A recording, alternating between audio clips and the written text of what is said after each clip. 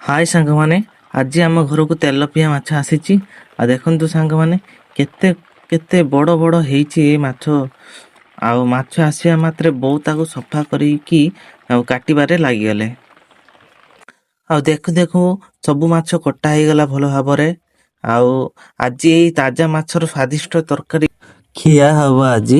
ଭିଡ଼ିଓଟି ଶେଷ ପର୍ଯ୍ୟନ୍ତ ଦେଖନ୍ତୁ। ଆଉ ଭଲ ଲାଗିଲେ ଲାଇକ୍ ସେୟାର ଆଉ ସବସ୍କ୍ରାଇବ କରିବାକୁ ଭୁଲିବେନି ସାଙ୍ଗମାନେ। ଆଉ ତାପରେ ବୋଉ କଡ଼ାରେ ଖଣ୍ଡେ ଭଜା ମାଛ କାଢି ମତେ ଦେଲେ। ଆଉ ମୁଁ ଅପେକ୍ଷା ନ କରିପାରି ସେ ଗରମ ଗରମ ଭଜା ମାଛ ଖାଇବାକୁ ଲାଗିଗଲି। ଆଉ କିଛି ସମୟ ପରେ ରୋଷେଇ ସରିଗଲା। ଆଉ ମୁଁ ଗରମ ଭାତ ସହ ତାଜା ମାଛ ତରକାରୀ ମଜା ନେଲି। ସତ କହିବାକୁ ଗଲେ ଆଜିର ଖାଇବାର ସ୍ୱାଦ ବହୁତ ଜବରଦସ୍ତ ଥିଲା। ଏତିକି ଥିଲା ଆଜିର ବ୍ଲଗ। ଭିଡିଓଟି ଭଲ ଲାଗିଥିଲେ ଗୋଟିଏ ଲାଇକ୍ କରନ୍ତୁ। ଏଭଳି ଆଉ ବ୍ଲଗ ଦେଖିବା ପାଇଁ ଏହି ଚ୍ୟାନେଲକୁ ସବସ୍କ୍ରାଇବ କରିଦିଅନ୍ତୁ। ଧନ୍ୟବାଦ। ପୁଣି ଦେଖା ହବ ନେକ୍ସଟ ବ୍ଲଗରେ। ରହିଲି ସାଙ୍ଗମାନେ, ଜୟ ଜଗନ୍ନାଥ।